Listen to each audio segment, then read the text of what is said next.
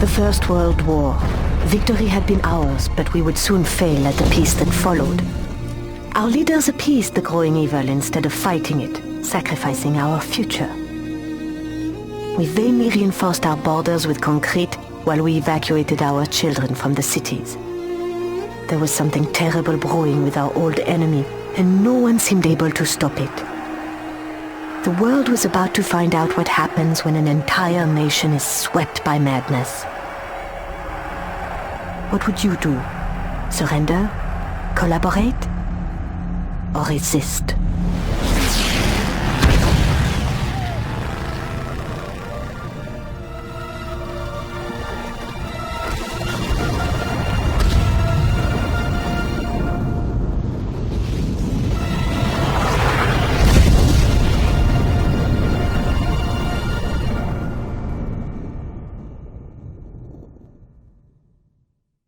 Bonsoir, Manon. I'm sorry to call you over on such short notice, but we have an important new mission. Remember that Danish boy who lives below me? You know, Niels, the one who keeps asking me about the resistance. He's always saying that he wants to join, because his home country is occupied just like France. I didn't think he was serious, but tonight he's brought me a tip that we should definitely take advantage of. Remember how the Nazis took over the Paris Academy of Music and started using it as a makeshift armory? Niels said that they're transferring a whole truckload of ordnance later tonight from there to the Gestapo field office in Dubuisson. He stole a copy of the manifest and showed it to me. The truck will be carrying crates of ammunition, explosives, small arms, and even a few heavy machine guns. Just the kind of supplies we need to restock our weapons cache. I will need you to be my lookout tonight while I hijack the truck. It should be fairly simple, since the Germans won't be expecting us. When this is all over, we may have a new member for our little resistance team. As always, if we get separated, head for the catacombs and meet up with the people there. Tell them you're my sister, and they will help you. It's getting late. We'd better move out. In direct violation of the Treaty of Versailles, Germany spent the 1930s rebuilding their military into a massive fighting force that Hitler planned to use in his conquest of Europe. In response, the French government poured their resources into the Maginot Line, a massive self-contained fortification that ran the entire length of their eastern border. Unfortunately, the Maginot Line turned out to be one of the greatest miscalculations of modern military history. Germany's Luftwaffe simply flew over it. France's formal surrender was finalized in just a matter of weeks. Good morning, Mademoiselle Baptiste. My name is Colonel Hargrove. I'm from the Office of Strategic Services. I heard you've been looking for us. To be honest, we've been looking for you. We just didn't know it. Now, I'm sorry to be crass, but while we've been aware of your brother Jacques for some time, we had never heard of Manon Baptiste until you made contact with our station chief yesterday morning. We knew your brother occasionally worked with another resistance member. I'm just sorry to say that I assumed it was another man.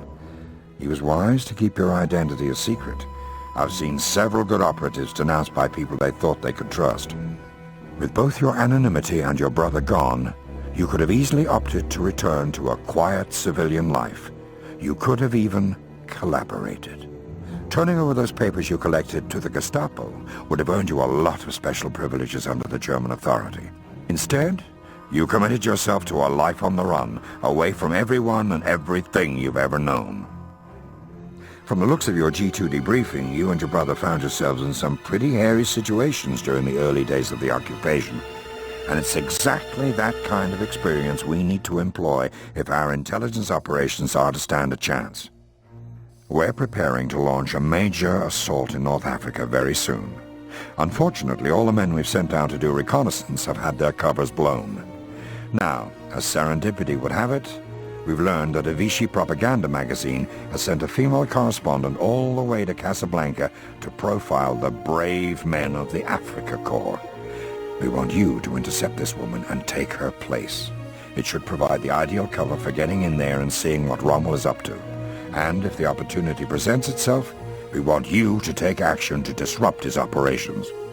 If successful, your exfiltration will be by airplane, specifically in an old Northrop Alpha that's perfectly suited for this kind of special operation. The pilot is a lieutenant in the Air Transport Command who's been given strict orders not to even look at you, as we don't want to compromise your identity in any way. You'll be briefed on the rest of the specifics during your transit to the African continent. It's a privilege for the OSS that you want to join our ranks. Be careful and good luck. I'll see you when you get back.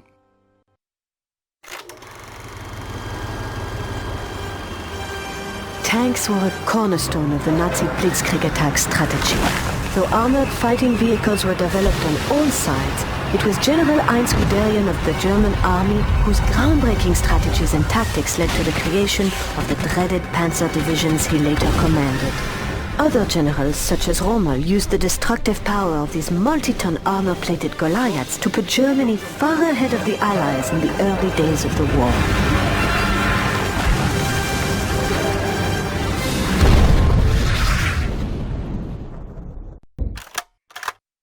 Good to see you back from North Africa in one piece. There's no time to waste as we have a tricky new assignment for you. As part of a continuing mission to legitimize their bloodthirsty conquest, the Nazis have announced a major archaeological excavation on the Greek island of Crete. Unfortunately for the priceless architecture and relics there, the Germans are defacing, not digging.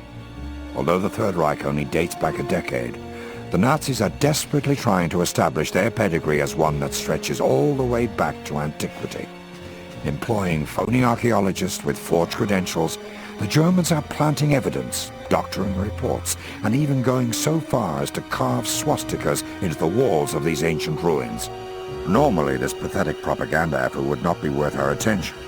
But the dig is also serving as cover for the installation of a massive artillery battery that, if allowed to become operational, would bring Allied shipping to a halt in the region. We cannot allow that to happen, especially at this crucial stage of the war. These guns are heavily fortified within the excavated sublevels of the coastal wall. Obviously, because of the historic location, airstrikes are currently out of the question. That's why we're sending you in. Since it worked well in Casablanca, you'll be undercover again as a foreign correspondent armed with a camera. Your mission is to infiltrate the dig and prevent further molestation of the site. Then locate the big guns and carefully take them out of commission. You'll travel to Crete aboard a stolen Italian trawler. Be at the dock by 0800 hours tomorrow morning. Bon voyage. By 1940, the combined armed forces of Nazi Germany were unlike anything the modern world had ever seen.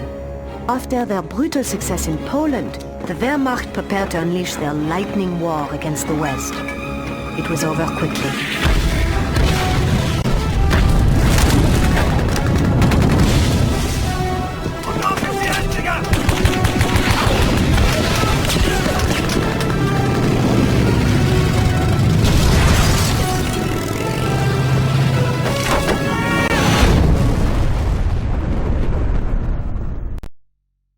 You've been on some tough assignments, Manon, but this time we're sending you to a rather dark place.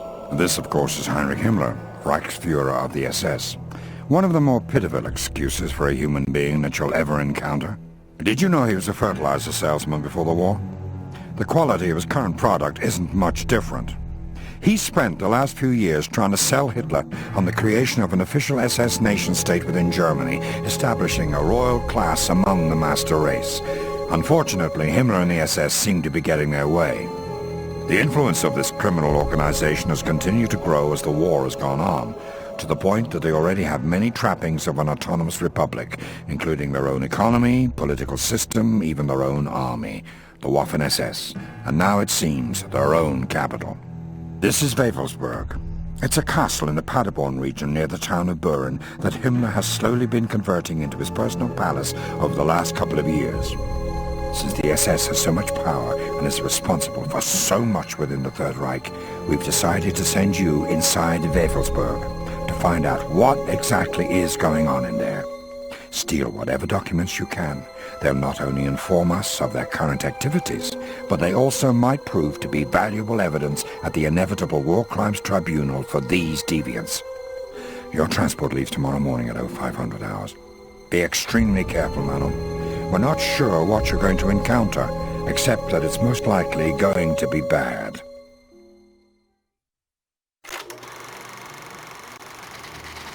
Here is the band of criminals that was the Axis leadership at the beginning of the war. Adolf Hitler, Führer of the Third Reich, the man who personifies true evil. Benito Mussolini, an incompetent thug who sold out his own people. Hermann Göring, the decadent Reich Marshal in charge of the Luftwaffe. And Heinrich Himmler, head of the Nazi SS who oversaw the greatest crimes against humanity. Himmler was a mentally unstable man who truly believed the crazy mythology that he and his fellow SS deviants created in their efforts to establish an independent state within Nazi Germany. Unfortunately, Himmler took his own life before he could be brought to trial, unlike Göring, who was convicted and sentenced to death at the Nuremberg War Crimes Tribunal, and who is no doubt spending eternity with the rest of his friends. There's a new mission that's suddenly opened up, but it's strictly on a volunteer basis. This is the town of Casino, the gateway to Rome. And this is the abbey that sits above Casino, on a small mountain that is the most strategic spot in a most strategic town. The Allies have been stuck here for weeks, unable to take the hill or the abbey from the Germans, and time is running out. Unlike the ruins on Crete, Command has made the decision that it's time to attack the site from the air, no matter the consequences to history or scholarship. The abbey has been there for over 1,400 years, and tomorrow it's going to be bombed into oblivion. Now, here's where it gets complicated. Just within the last hour, we finished translating a message that was transmitted from the abbey last night. It was written in, of all things, Latin. What it says is quite troubling. The author claims to be a monk sympathetic to the Allied cause, someone who doesn't want to see any more loss of life on either side. Now here's the really distressing part. The monk claims that there are several downed American pilots being held inside as prisoners of war. He says they're confined to cells in the old part of the abbey and would surely be killed in a raid. There certainly have been a lot of airmen from the 8th Air Force lost over Italy, so the monk's claim is not without merit. But let me be clear, Manon. We don't have any independent confirmation of the monk's story, or if he even is a monk. The language and diction check out, but the Nazis have fooled us before. This all just might be a clever ruse on their part to prevent an aerial bombardment. The mission is fairly straightforward. Clandestinely infiltrate the abbey, rescue the POWs, and disrupt the Germans' operation by destroying whatever equipment you can. The monk's message contained very specific instructions on how to sneak inside, which you can read on the plane if you accept this mission.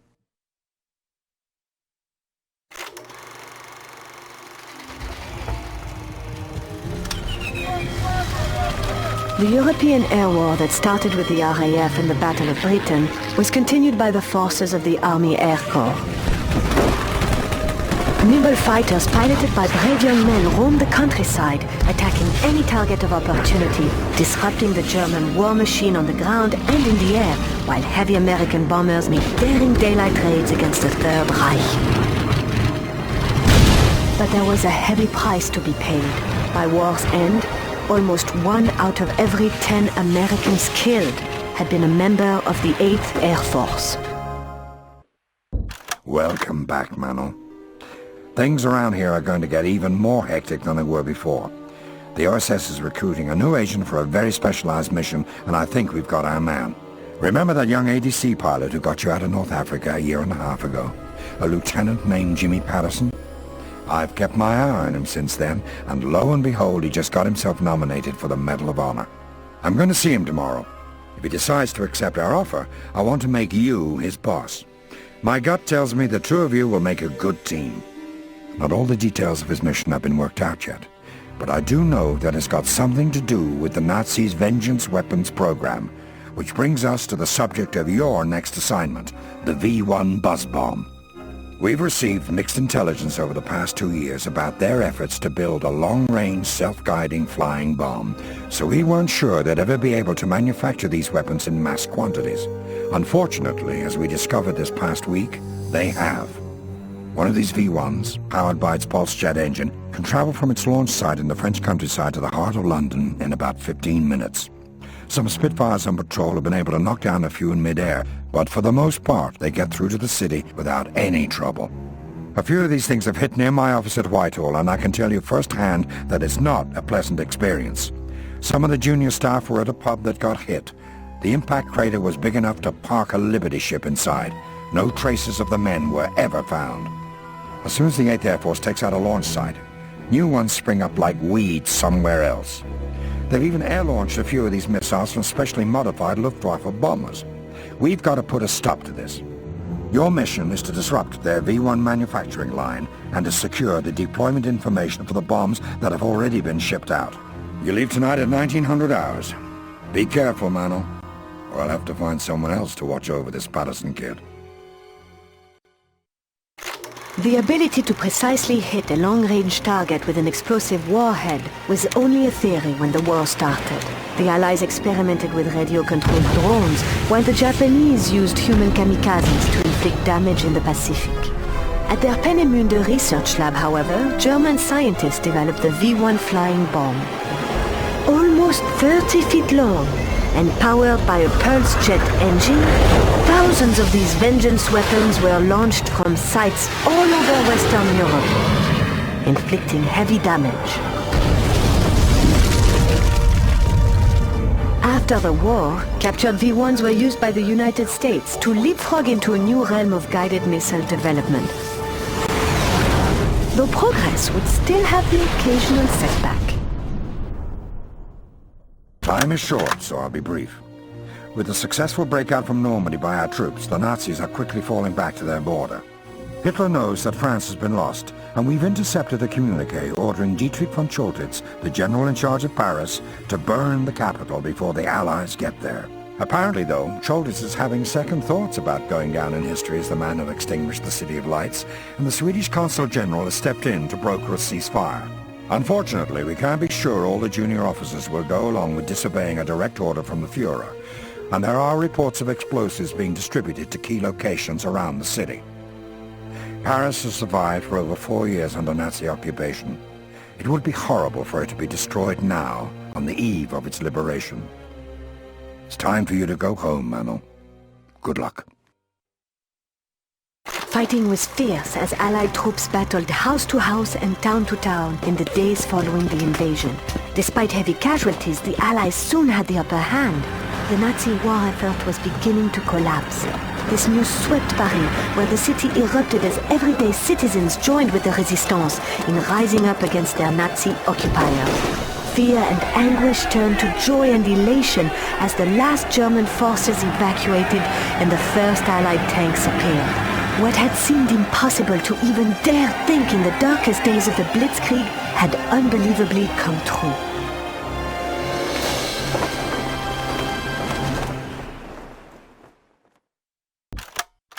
It's good to see you again, Lieutenant Patterson. I'm sorry to call you in during a well-deserved R&R, but something has come up that we want you to investigate. One of our listening posts picked up this distress call at 2300 hours last night. Hello? Hello? Hello, please respond. This is a message for the airline command. I'm transmitting from Castle Schwilewski. We need help. Sturmbannführer would not listen to reason. He let them loose in the castle. Do you understand? They're taking over. Can anyone hear me? Hello? Hello? Please. The lead continuing to our distress call. Tell General Eisenhower to send bombers. Find this place from the airline.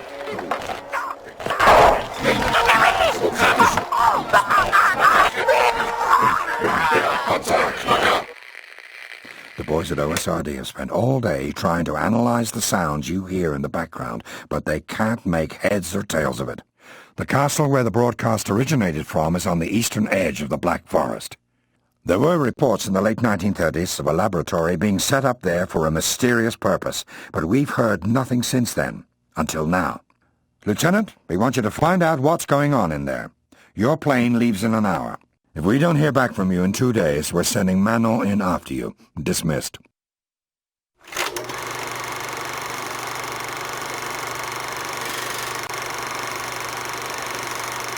Well, I need only to be near a cork of a battle, and I get the full benefit of it.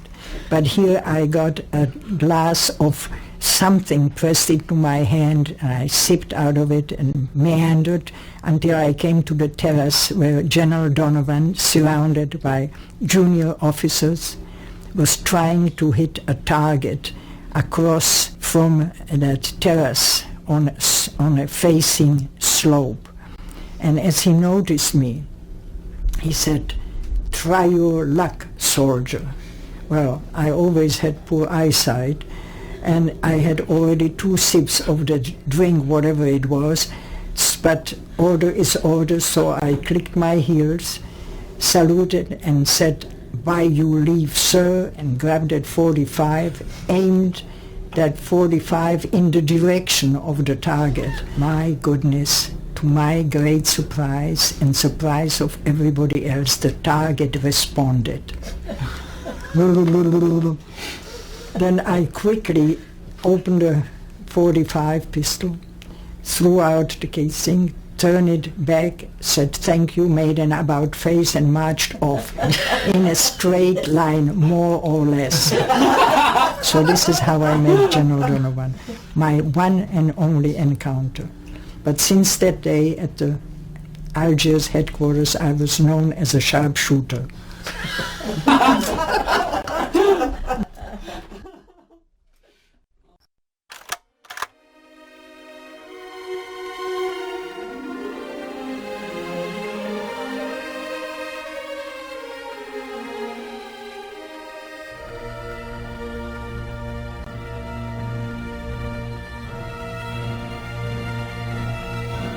For gallantry in action and an unwavering steadfastness to the principles of liberty, equality, and brotherhood, we proudly extend to you the highest honor in France, la Légion d'honneur.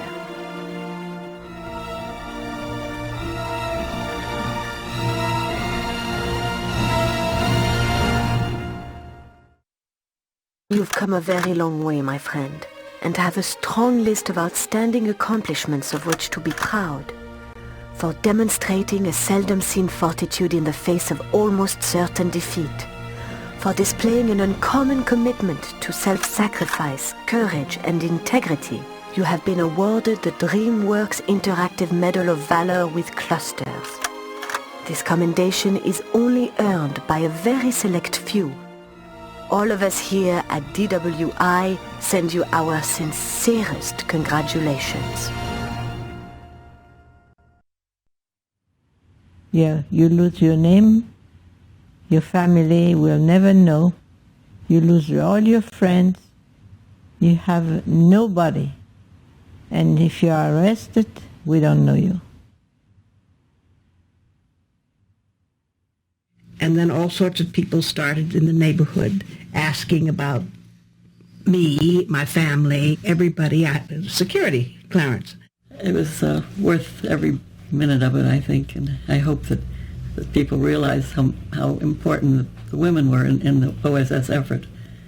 He got to talking, and he found out that I had been studying Japanese and that I was a newspaper woman, and he said, "Well, would you like to work for the government?" And I said, "Well, yeah, but on one condition, that I want to go overseas, because that's where I think all the action is." And he said, "I think I can guarantee that." And I said, "Well, then what would I do?" And he said, "I can't tell you until you sign up with us." And then that's how I got in. I was curious, but I did want to see some action, and that was what happened to me. There was a sizable number of Czechs and Slovaks working as labor for the Germans, so we hit them with a leaflet called inviting them to cross the lines, and for that 600 guys that crossed the lines and deprived the German army of labor, I got my Bronze Star. I mean, London was not a walk in the park. We had the V1s, V2s, from 40s. And a few Dorniers, Junkers, and I mean, the London docks were known as Buzz Bomb Alley, and it really wasn't fun. But I mean, we were all fatalists, and if your name's on it, so be it. If you survive, well, lucky you. The story was, if you heard a V2, chances are you'd survive. If you didn't, it didn't matter anyway, because you'd be gone. The V1s were nasty. They really were. Very nasty. You all didn't have those, did you? No.